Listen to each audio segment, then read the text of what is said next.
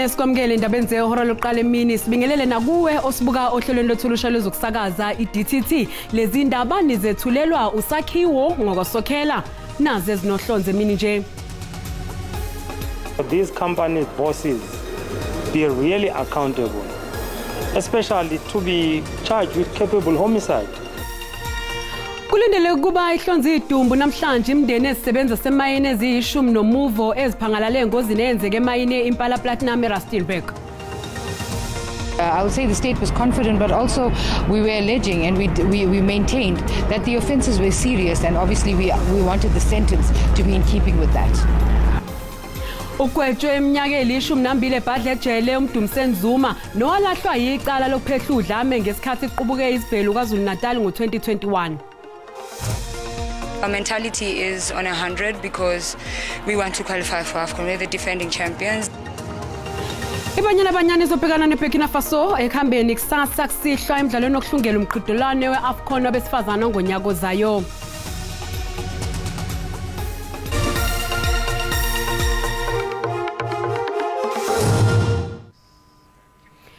Kulindele ukuba ihlonzi isidumbu namhlanje imndeni ezisebenza semayini eziyishumi nomuvo eziphangalale engozini eyenzeke emayini Impala Platinum eRustenburg.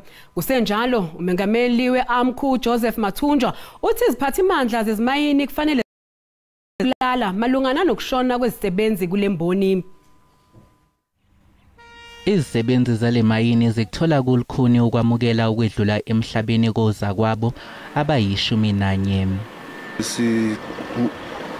Phatheka kahle because abafowethu balimela abanye basezibhedlela abanye basoleki.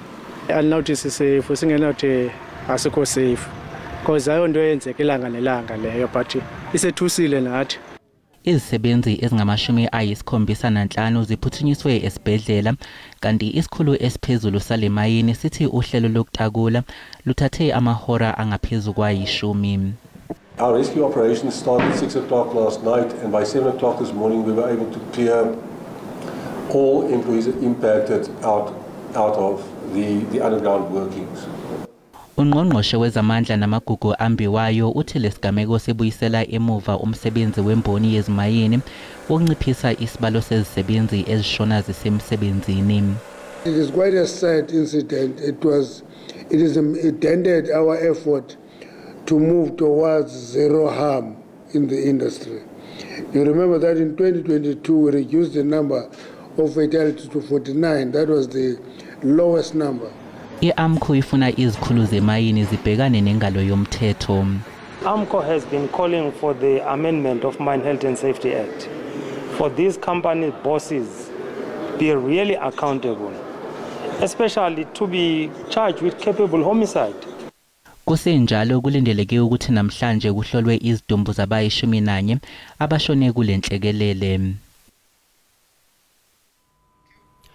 Umengameli wezwe Cyril Ramaphosa uphinde wagcizelela ukuthi izwekazi lase-Afrika lizibophezele ngokuthatha inyathelo ezibonakalayo maqondana nokulwisana nodlame olubi olubhekiswe kubantu besifazane kanye nezingane emazweni onke ase-Afrika.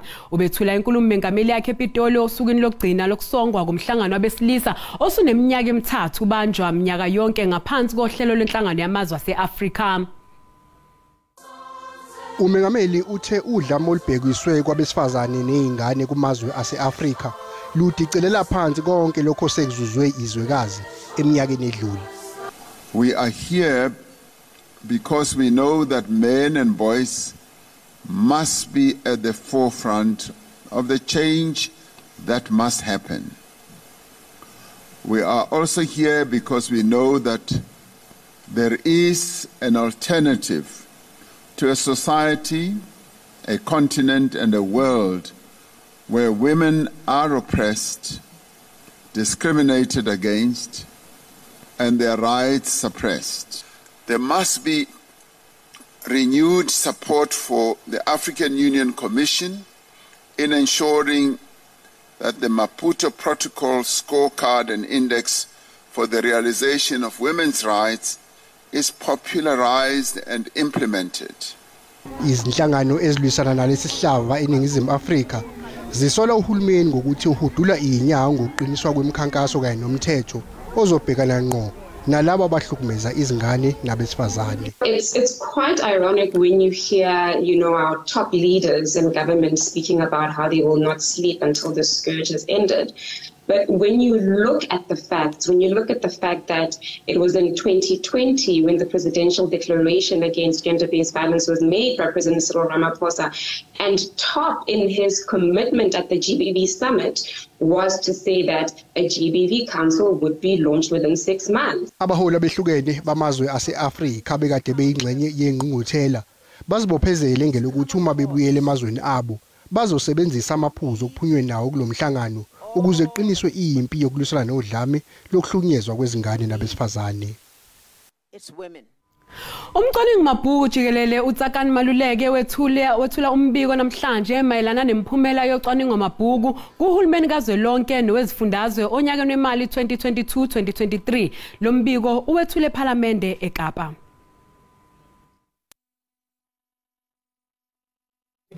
Njengoba ethula lo mbiko nje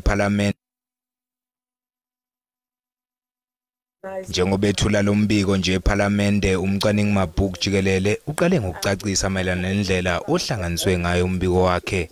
In conducting our audits, our approaches have been informed by the Culture Shift 2030 strategy, which you are aware of, through which we aim to make a more direct, more consistent impact on the culture of public institutions, driving them towards organizational cultures that are characterized by performance, transparency, accountability and institutional integrity. Ubese qhakambisa indaba ezinhle ngalombiko wathi lenyukile izinga lokusetshenziswa kwemali ngendlela efanele kanti futhi lokho kusho ukuthi ikhona ikhungu ezisebenza ngobuqotho. The number of clean audits has increased quite significantly, and I think that's quite important. If you're looking at a PFMA cycle that looks after an expenditure budget of 3.1 trillion rand together, it's useful to see at least 35% of these auditees achieving the clean audit status. Commendable that 110 of them have been able to sustain clean audits over the past year, so they got a repeat clean audit. At least 53 of them have had a clean audit over the last 4 years. Umaluleke uveza ukuthi lezi inguquko ezinhle kulolu cwaningo zenzeke ekhulumeni kazwelonke nakwesifundazwe. Sebevulelwe icala abasola abathathu ecaleni lokubulawa kaSenzo Meyiwa ngemva kokubambana ngehluthu nojele ngesikhathi kuthathwe ikhefu kuleli cala ngomsombuluko. Kusenjalo ufakazi uBrigadier Bongani Gininda uyayichitha insolo zokuthi umsola wokuqala nowesibili ecaleni lokubulawa kaSenzo Meyiwa bashawa ukuze bavume icala. Brigadier Bongani Gininda umholi wophenyo kuleli cala lisematheni lokubulawa kaSenzo Meyiwa esigamekweni esenzeka ngo-2014 uyachitha ukuthi wabe khona ngesikhathi oza kwabo bebhaxabula umsolo wesibili ngenhloso yokuthi avume icala. The version that he was assaulted in my presence on the 19th, my lord, is false. I was not part of that, and I'm not aware of such because it would have been reflected somewhere in the entries that there's some complaint of some assault, or I would have been told. Even himself during the interaction, my lord, he never said anything to me on that day. Udabuko nobufakazi obambekayo anikwabona malungana nokuthi umsolwa wokuqala naye washaywa esesitokisini. I don't think it was true, my lord, because surely something must have been found somewhere if it was the truth. And the victim himself, in this instance, accused number one, should have raised or rather said something to someone if perhaps Sergeant Mukula was the person that she was not comfortable with or he was not comfortable with. Ubufakazi bakhe buyiqiniso ngoba konke okwabe kwenzeka phambi kwamehlo akhe wabe ekuloba phansi esebenzisa ipeni nephepha. So you say you documented these events as they unfolded. Were the events still fresh in your memory when you made those entries? It's an official diary of 2020, so it was documented, per day as the events were unfolding. So we'll sit down, record what transpired. So it was documented on specific days of 2020. Ijaji libese likhipha umyalelo ukuthi ahlinzeka abameli bamangalelwa ngalobo bufakazi obushicilelwe phansi. The brigadier must make his diary, not copies, physically available to all the defense counsels. Kwamanje inkantolo igoqile icala lizoqhubeka ngehora lesibili khona ntambama nje. Ugwetshwe iminyaka eli-12 ebhadle ejele uMdumse Zuma nolahlwa yicala lokuphetha udlame ngesikhathi iqubuke izibhelu KwaZulu-Natal ngo-2021. Leli cala limayelana nokungqongqoswa kwenxanxathela yetolo yaseMgungundlovu iBrooklyn Mall. Yebo mnumzana uMdumse Zuma ugwetshwe iminyaka eli-12 ebhadla ejele ngoba uyena kahlehle inkantolo emtholile ukuthi waba nesandla ekuthini abantu bafike bazoyidabhela laphana ukudla ezitolo aphinde yashiswa enxanxathela yentolo iBrookside Mall ekhona lapha enkabeni yedolobha eMgungundlovu ePietermaritzburg idolobha. Umnumzana uZuma ke njobe segwetshiwe ke kungenxa yayo ukwenza leyo video ngoba yahamba yasabalala kakhulu einkundleni zokuxhumana kuyakhumbuleka ukuthi kahlehle ngoba ivideo wayenza ngomhla ka-11 ngawo unyaka u2021 ngoNtulikazi ngakusasa impela nebala yabesingqongqiswa ngomlilo imolo ekade enze le video le 80 abantu abaphuthume bezobheka lapha le mall uma kuukuthi ngakusasa ngehora lesithupha ekseni le mall izobe ivuliwe abantu abeze ngobuningi babo bezoyishisa bezoyicela phansi nebala kwenzeka ke lokho kodwa ke eyivikela ke lapha enkantolo umnumzana uZuma ube wakubalula ukuthi ngaphambilini yena wayeumuntu wayevele eyidlalela wenza le video eyidlalela kahle wayemuntu engafuni ukuthi le video ithathwe ngalendlela ethathwe ngayo ngoba yena wayekade engaqondile lokho kwenzekile nokuthi uthi ngakusasa futhi akabanga ingxenye yokushiswa kwa emall uyazi ukuthi lenxanxathela yetolo yashiswa ngakusasa uthi kodwa na akukho akwenzayo asikho akenzanga lutho kahle ngakusasa phela nje wagcina yenza ivideo futhi wayekade ephuzile edle amanzi amponjwana enza le video so namhlanje kube segwetshwa ke inkantolo iminyaka eli-12 ngaphakathi la ejele okuthi ke futhi masikusho nokuthi kungokuqala ukuthi kube bonke abantu abangaphezulu kwa-80 akade behamba inkantolo ngamacala la ukuthi bacela phansi baphinde bahlela ukuthi kucelwe phansi impahla ngesikhathi nje kade kusande kuboshwa umnumzana uZuma so ungumunye wabantu bokuqala ukuthi agwetshwe nokuthi icala lakhe liphothulwe ngalolu hlobo. Mbukeli sathi iqhubeka etolo kanti masibuya sizokuphathela uWT is a fiction which some people in the media are trying to manufacture in order to create tension within the IFP. Umholi we-IFP uvele Nkosi Nhlabisa useyichithile imbiko ethi kunoqhekeko phakathi eqenjini.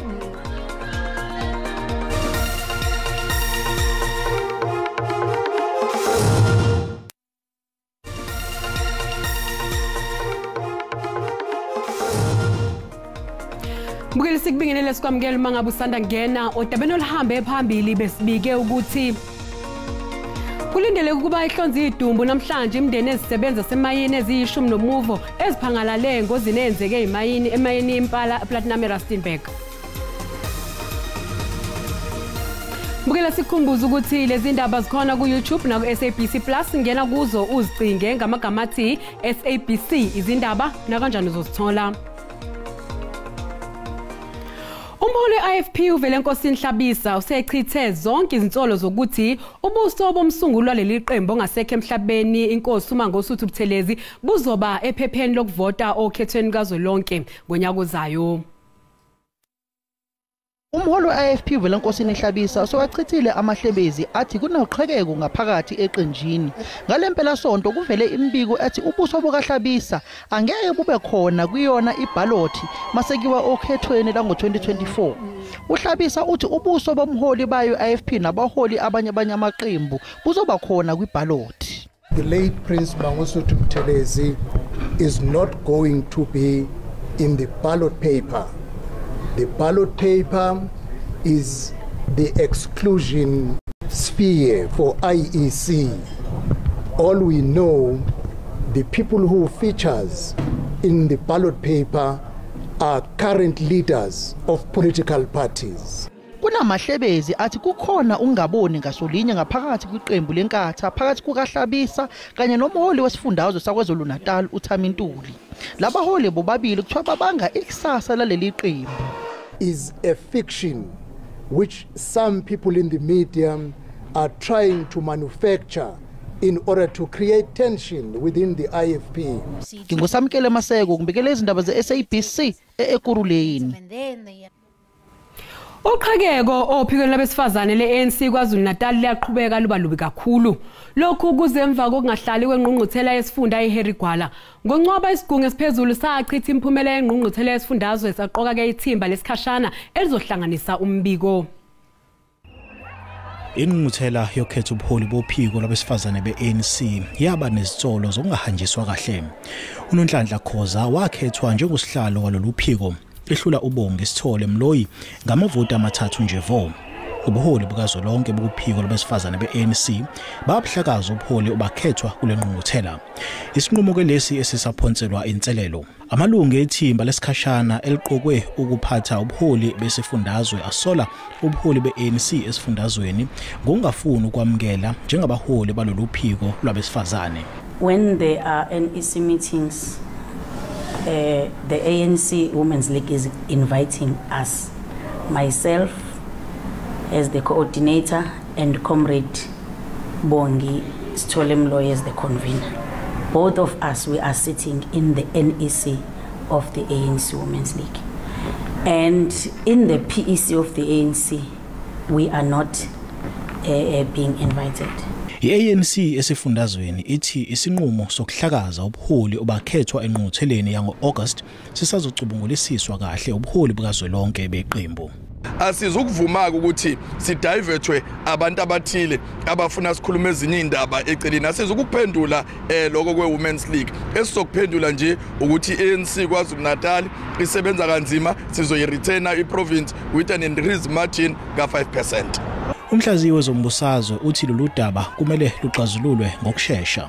Uma ukuthi ubuholi bukazwelonke behluleka ukuxazulula lo daba, kuzogcina kwakheka isithombe esingesihle phakathi kobuholi kuzwelonke, ikakhulukazi uhlaka lolubizwa nge-National Executive Committee kanye nobuholi besifundazwe olubizwa nge-Provincial Executive Committee. Ithimba labaholi besikhashana ke esifundazweni luthi lolu daba selubikiwe kubaholi bakazwelonke. NginguSimphiwe Makhanya wezindaba ze-SABC eseThekwini. Kunembono eyahlukene ngokuqokwa komphathi wedolobha laseGoli uFloyd Brink njengoba lolu daba selidluliselwe enkantolo yokudluliswa kwamacala emva kokuthi inkantolo ephakeme isichithile isicelo. Ukuthunyelwa kwezinsiza zikahulumeni kanye nezinye izinhlelo zikahulumeni kungaphazamiseka uma engekho umphathi wedolobha. It simply means that the municipal manager, as the law defines him, is the accounting officer. And this means that for everything that has to happen administratively, he takes full responsibility. And in that instance, it means that there's no administrative processes that can be concluded without the availability or the presence of an accounting officer, who in this case we are referring to the city manager of the city of Joburg. I-Democratic Alliance ithi kuya enkantolo yokudluliswa kwamacala kuyizeleze nokusashazwa kwemali yabakhokhi intela. We are against this being pursued because we believe the funds that are used to pursue this should be used for service delivery. Kodwa idolobha linesiqiniseko sokuthi inkantolo izoqhamuka nesiphetho esihlukile. The reason why is on the basis that the substantive argument had not been ventilated enough for it to inform the ultimate decision of the court ruling, and that was the basis of our appeal. Leli dolobha lizoba nezinsuku ezingama-90 ukuba liqoke umphathi wedolobha omusha uma nje inkantolo yokudluliswa kwamacala ivumelana nesinqumo senkantolo ephakeme. Idamu i-RTB Sport selibe nabantu abaningi abaqhamuka emphakathini edlimbuya ngothi abeqela amabhizinisi abo eduze kwalo. Kodwa kunembiko yokuthi lokhu sekuveze igameko zokucwasana ngokwebala oqhamuka kubantu abamhlophe kule ndawo. Leli damu liyingxenye ebalulekile ezomnotho esifundazweni Northwest, kodwa abanye osomabhizinisi abakhe eduze kwalo bathi osomabhizinisi bebala elimhlophe abazifuni izakhiwo zabo lapha. Inhlangano ebamele ithi kudala ilusana nabamhlophe abangafuni labo somabhizinisi bahlomule nabo kule ndawo. We now want to also occupy government land, but complying with the processes. They do evaluation and we pay the market value. And they have not been paying the market value. So we want to have equal access to the dam business or the dam economy of Hartbeespoort Dam. Abanye abaqhuba amabhizinisi abo lapha bathi bakhathazekile ngokuphepha kwabo. It's very clear that a lot of boat owners are taking a risk of being on the water late. And when you're on the water so late, to be rescued creates another safety problem for the people that are trying to rescue you. So in that sense, I think all clubs should adhere to the fact that you need to be off the water at a reasonable time whilst it's still daylight. Manzi nenhlanzeko uthi wonke umuntu kumele ahlomule ngaleli damu kule ndawo. The national asset is in the northwest, it's in Magdibeng, and therefore we must reflect that in terms of benefits, in terms of access by all these people, and it must impact everybody's life. Luphansi uhwebo lerandi imakethe emini nje. Libiza 18 rand 59 cents edoleni lasemelika, libe ngu20 rand 45 cents kupondo, kanti lingu 23 rand 62 cents kwi-euro. Ipula laseBotswana libiza 1 rand 35 cents. Liphezulu inkomba yezabelo JSE emini nje. Igolide libiza $2,040 22 cents i-ounce. Iplatinum yona ibiza $940 18 cents i-ounce. Oil ongahluziwe ubiza $81 40 cents umphongolo.